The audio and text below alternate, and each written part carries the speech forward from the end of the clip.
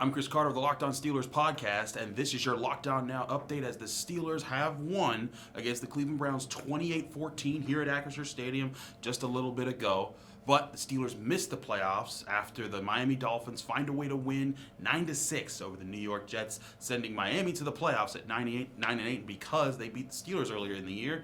They have the tiebreaker, and the Steelers go home in the playoffs. But the Steelers finish strong this season with a 7-2 push to get to 9-8. Levi Wallace and several other Steelers talked about how it was important to represent for Mike Tomlin and to keep his non-losing streak alive, but they do feel the win is bittersweet, as they knew they were coming off the field. A lot of players talked about like it was obvious when they were looking at the game. It was tight with the other game, and once they started to gain control of the game against the Browns, they saw the Dolphins go up in the final minute, and they knew that their chances were slim, and it was disappointing coming off the field. But they also said they know that you can't afford to put your fate in the hands of other teams, which is what the Steelers did with their bumpy start. TJ Watt talked about it. Cam Heyward talked about it. A lot of the Steelers talked about it. They know what they did early in the season that got them to this point, but they also know what they did late in the season that got them to be a competitive team and finishing as strong as they did, 28-14 over the Cleveland Browns, finishing with a division record of 3-3 and a season record of 9-8 after a 2-6 and 3-7 start on the season. It is remarkable how the offense came together. Kenny Pickett talking about how he and George Pickens grew as a pair in the things that they can see together on the field. Also saying that in his preparation, the things that he can see are different from when he started the game. He's not just taking the calls that are coming to him. He's understanding the calls and putting his own fix into what the Steelers want to do with their playbook on offense. You know, his touchdown that he threw to George Pickens, a really good 31-yard pass that the Steelers were able to get going. But on that strike, it was cover 3 from the Browns. The seam was there. George Pickens went right into it. Kenny Pickett didn't even blink, looked off the man and threw it down the middle. It was an easy touchdown for the Steelers and a big play that helped them get back in the game. And I think that this is a kind of a learning point when you look at what the Steelers have been able to do on offense this year. They got better and better and better. And in this game, the running game was there. Najee Harris, 23 carries, 84 yards, and a touchdown, did fumble at the goal line. Jalen Warren, 6 carries, 36 yards. So they were able to move the ball on the ground, but they coupled it with some big plays in the pass game.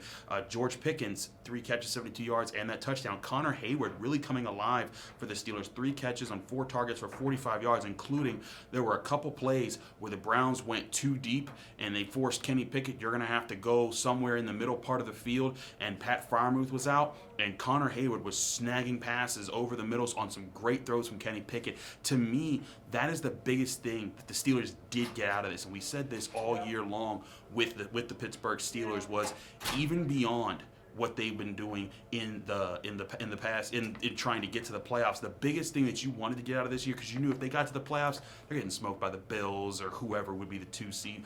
But even if they didn't get to the playoffs, you wanted to see Kenny Pickett's progression. And in these last few months, you definitely saw progress. You see him seeing the field. You see him building a rapport with his teammates, being able to hit more back shoulder throws, and throwing into really tight passing windows, and good throws into tight passing windows. A lot of these passes that we've seen from Kenny Pickett, they weren't rushed bad throws that just happened to go his way. They were on point, pointed. You remember the pass over the middle he threw to Steven Sims down the middle part of the field that was just past a Ravens defender that set up the game-winning touchdown pass he threw to Najee Harris. Similarly this week, Connor Heyward hitting him over the middle, tight coverage, put it in the only spot that Connor Heyward can get it, and Connor Heyward, a 6th-round rookie, skying up to get the football, did a really good job finishing on that play. And I think, again, it shows there's a lot of young players that are building into the offense, the offensive line, the way they've come alive later part of the season. Still could take some investment, and we could talk about that all throughout the offseason. Dan Moore Jr.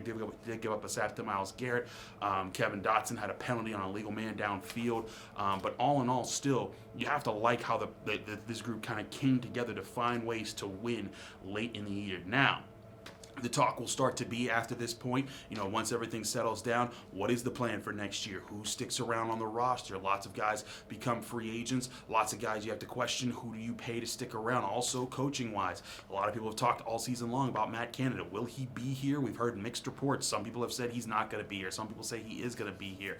I personally think the Steelers could now that they've kind of gotten Kenny Pickett settled into things, they could look around and see who would be available at the offensive coordinator position, because I think that people can see Kenny Pickett has the moxie of an NFL franchise quarterback who can make big plays in big games. You have George Pickens, who's a playmaker, Najee Harris, playmaker, Jalen Warren, playmaker, Pat Fryermuth, playmaker, and you have decent offensive linemen like James Daniels, like Mason Cole. Maybe you keep around Chukwuma Okorafor and maybe a Kevin Dotson, but you invest into this offensive line in the offseason, and then all of a sudden you may have the makings of some real weapons on offense. And if you aren't satisfied with the direction that Matt Canada is taking you, you can get a new coordinator in there who helps build you forward to the future that you want to see with that offense.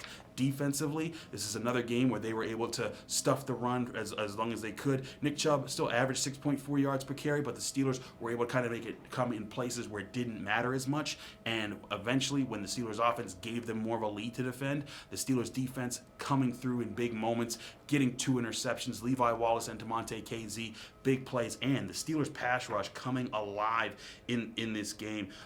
You look at what they were able to put together. Cam Heyward talked about the sack that was taken away from him. He felt he was robbed with a play where he brought down Deshaun Watson rather physically, but Watson had escaped several sacks in the game, and when he brought him down, he was called for a flag. He was like, what am I supposed to do? Because when we kind of halfway try to bring him down gently, he breaks away for a big play. But in this game, 2.5 sacks for Alex Highsmith, 2 sacks for Cam Heyward, a sack for Terrell Evans, and a half sack for TJ Watt, and then another for Larry Ogunjobi. 7 overall for this team against the Browns at the end of the season. You could see that there's something being built and something being built forward to here for the Pittsburgh Steelers. The question is, what will be the moves to get them over the hump next year? But we got 8 months to talk about that, and we will talk about that all here on the Locked On Steelers podcast. I'm your host, Chris Carter. This is our temporary Locked On Now update. We will have a full episode up later in the night. I got a lot to do because I will be on Channel 11 WPXI, so check me out there on the final word tonight.